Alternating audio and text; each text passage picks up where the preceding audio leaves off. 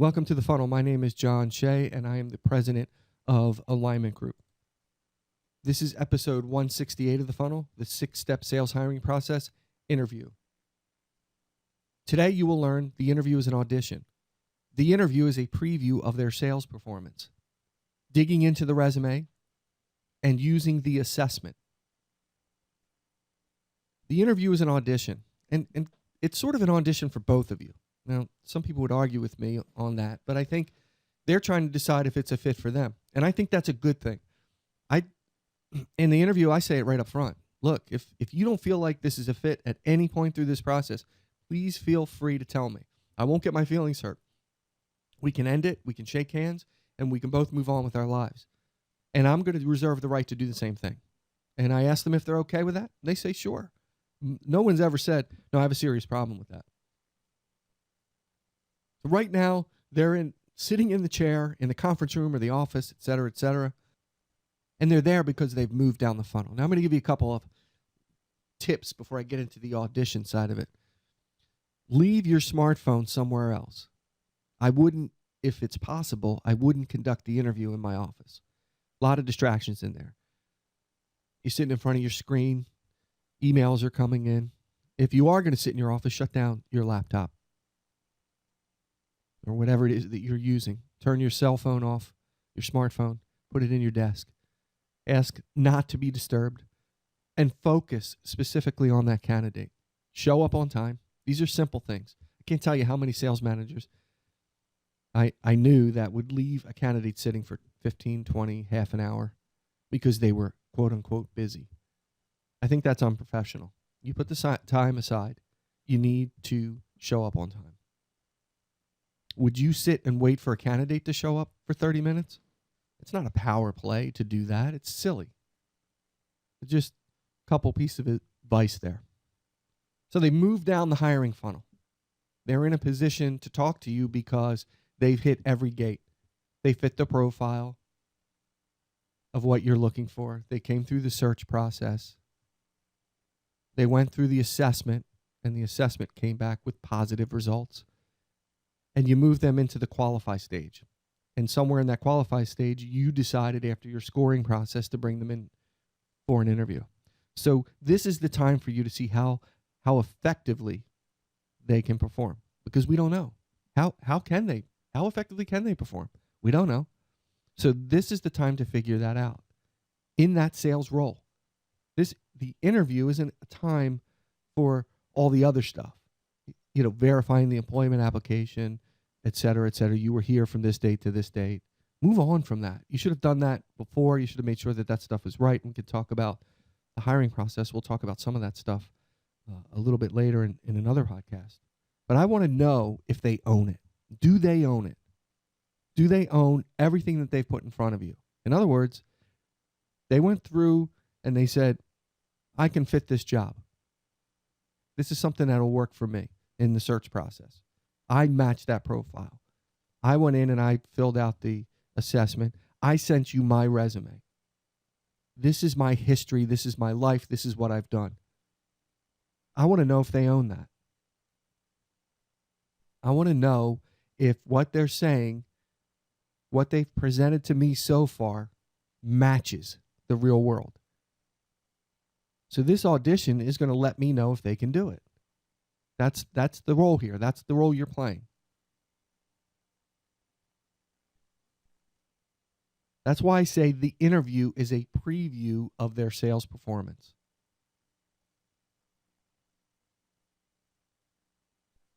You should mirror the job.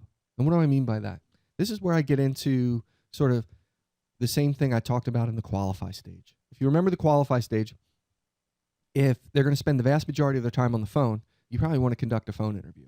If they're going to spend the vast majority of time in front of prospects, that qualify stage, I'd want to do that in person. I'd want to be sitting there in front of them, whether that's through video, GoToMeeting video, and we talked about that, or right in front of me. It's the same here. How is that job constructed? How difficult are the prospects? What is it going to be like when they're sitting in front of a prospect? Mirror that in your interview. Why? Because you want to see how they react. How do they respond in those situations? How do they respond to difficult situations? I don't know.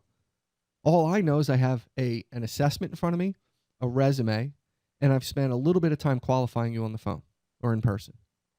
It's not the time for me to make friends with you. That comes later.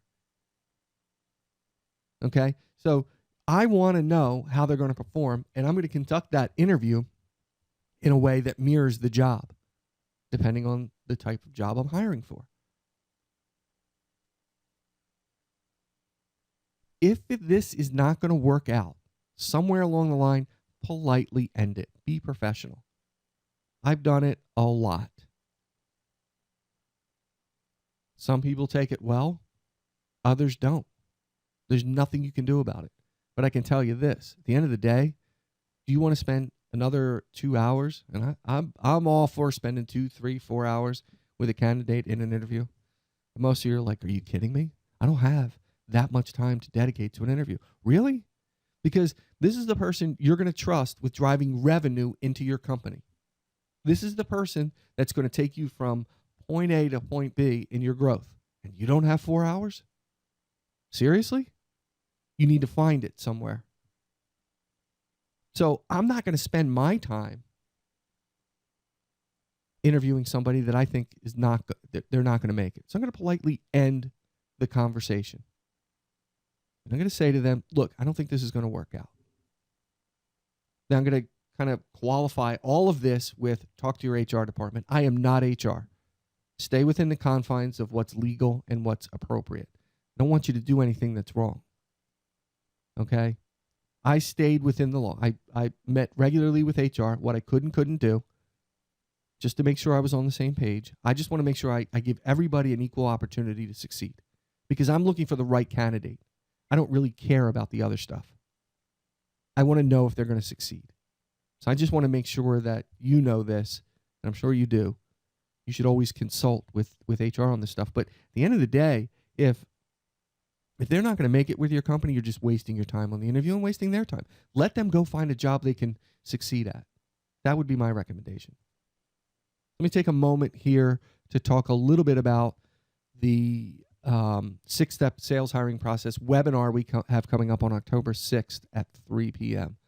That's where I take this entire podcast series that I'm doing on the hiring process and I take a deeper dive into it. And the outcome for me is for you to have something you can take back to your company and use in your hiring processes. Yeah, I do spend a lot of time with clients building out their hiring process, making sure it's correct. But this is a really good way to start. You go through the podcast, you sit through the webinar, you're going to learn a lot about hiring. That's the objective. To put you in a position where you're making really good decisions and you're hiring the right people and you're taking that wide, vast number of salespeople that are out there and available and narrowing it down to only the qualified candidates. And then you're making really good decisions. So again, 6-step sales hiring process webinar, the 6th of October. Go to the funnel, alignment-group.com, select the funnel, it's /the funnel. Select this episode 168. There'll be a link in the show notes, and in the upper right-hand corner of the screen, you'll see it on the side there. There'll be an image that says, hiring process webinar October 6th. Just click it and sign up. And we'll see you on October 6th at 3 p.m. All right, let's talk about digging into the resume. Because I think it's important to understand what the resume truly is and how to use it to your advantage. So I'm going to tell you that most people don't understand how to use the resume. They read it and they take it as verbatim. You really start peeling back the layers on a resume, you're going to figure out in short order that a resume is a brochure. Okay? So if I'm looking to buy something like a car and I get the brochure, it smells good. It looks good. I open it up and I see all this really cool stuff. But I'm not going to buy that car until I drive it. I want to know that what's in that brochure matches what I'm seeing. That might not be the best analogy because 6 months from now, 8 months from now, the mats could be going bad or something to that effect. But you understand the point here. You want to take a deep dive into that resume before the interview. You want to have a lot of notes. You want to note the things you need to clarify. You want to note the things that maybe don't necessarily make sense. For example, somebody was laid off. High-performing sales reps who are bringing revenue into the company generally aren't laid off in a downsizing move because they're revenue generating. Downsizing moves usually cut expense areas. So you have to kind of dig into that a little bit. Clear up anything that's gray for you. You want to determine, and this is key, and I don't want to denigrate salespeople, okay? But I want to know, is it the rep or was it the circumstances? Did they walk into something that was really good? They have a good territory, lots of customers ready to buy, prospects served up on a plate, really good infrastructure, and literally anybody could perform well in that territory. I'm not taking away from them. I don't want to minimize what high-quality salespeople do, but we all know there's a difference between somebody who created something from nothing and built that territory or grew that territory because of the work that they did versus somebody who was a placeholder. And I want to make sure I know the difference. Was it the circumstances or the rep?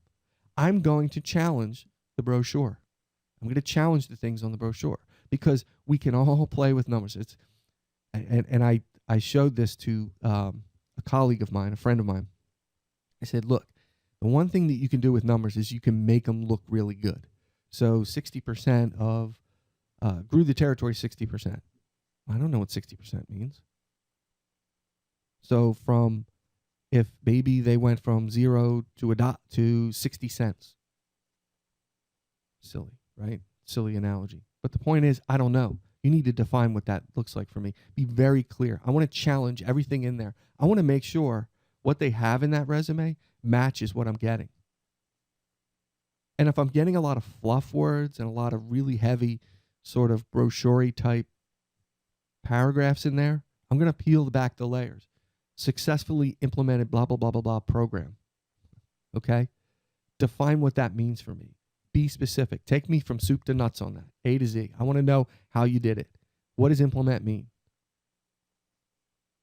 Now, I am going to caution you on something that is near and dear to my heart, and that's first impressions. I don't want to discount the gut. I don't want to discount first impressions as being a negative. I don't. I think it's important. There's a lot to reading people. Most communication is through body language and inflections and voice, et cetera, et cetera. You're reading that person as you're talking to them and vice versa, as you're in front of them. So I don't want to discount that, but I will tell you this. Don't let that be the barrier to finding someone who can be successful in your company. Quick story.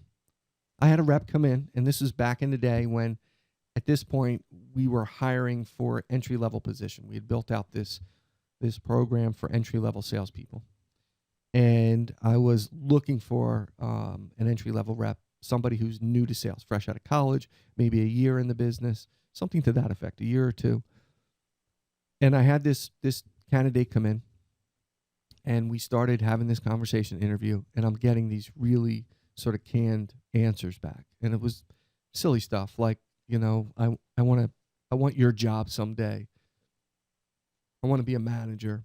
And everybody tells you that. And when you ask why and you can't get an answer why, it tells you that they really didn't think it through. So this was going on for a number of minutes in the interview, and I was getting a little frustrated. And this is where you have a decision to make. Do I end this and move on, or do I challenge this? So I challenged it. I said, I'm going to ask you a question. And I listed out all the answers. I said, now, I need you to be completely and totally honest with me, and it's important that you do that. Did somebody prep you for this interview and tell you these things to say? And I got the yes. I got the response. Yes. Okay. It was a college group or something. I'm really not sure who it was. I don't remember. It's been a while. And then they had this sort of really difficult look on their face, like, oh, it's over. And I said, listen to me. I'm going to back up here. I'm going to tear this page out of my notes, and I'm going to start over again. And the only thing I'm going to ask from you is honesty. I want you to be you. I want you to answer the questions. Canned answers are easy to give, and you're new at this, and I understand why you did it, okay? But I'm telling you, it's not going to help in this situation. So we go through the interview process, and it was great. I mean, just fantastic. Great first impression. Great, I shouldn't say first impression. Great second impression. Just really good process, really solid, positive, honest answers. And when we got to the end, we were talking about some things and talked about job interviews and how this person had, been offered a job and told that they'd be made a manager in a year. And I challenged that and said, look, I'm going to tell you the truth. It took me years to become a manager, and it's taken me years to get even farther along. And I screwed up a lot when I first became a manager. You're not going to be a manager in a year. And if anybody tells you that, then they're either lying to you or they have no idea what they're doing. So be wary of that. And I gave some advice and moved on. And then I finished interviewing my other candidates, came back to that person for a final, and ended up hiring them. And they were very successful for me. Have since moved on to a good career. This was years ago, and has done very well and kept in touch. So I'm going to warn you on first impressions. Peel back the layers on it a little bit before you make a decision and determine if this really is the person that I'm talking to, or are there some circumstances causing this impression. It's important for you to do that. Okay, so let's talk about using the assessment. This is where you get to use the assessment. Yay! Right? Really use the assessment. Obviously, they got through the funnel and the qualify, but this is where you could take the assessment and you can be upfront about it. Hey, I've got this back, and we're going to talk about some things in here. I'm going to be very specific. You can give some examples out of the assessment. So again, deep dive in the resume, take notes, deep dive in the assessment. Understand what's in there, highlight some areas, write some questions out, show up prepared for the interview. Don't wing it. Drives me crazy. People don't read it, and they're sitting there in front of the candidate reading it like they're some kind of important person. You're not. You're lazy.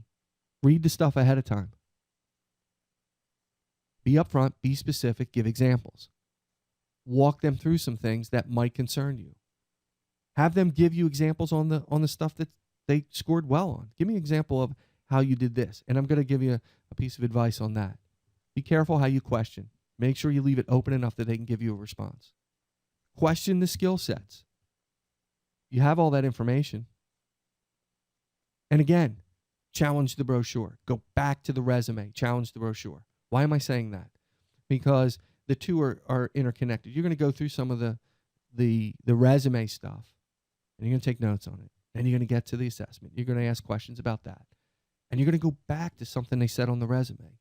Maybe challenge it a little bit. This is all part of seeing how they operate under pressure and in your sales situation.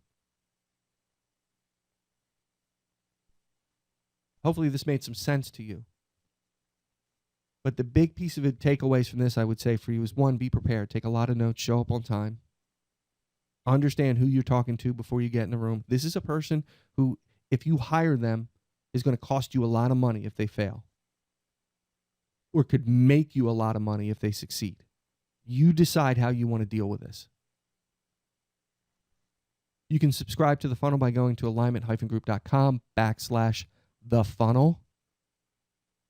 You can find me on Facebook.com, Alignment Group. Twitter handle is @ShayJohnR. LinkedIn, you can find me on LinkedIn. Connect with me. Google+, we're on Google+. Yay. Contact me.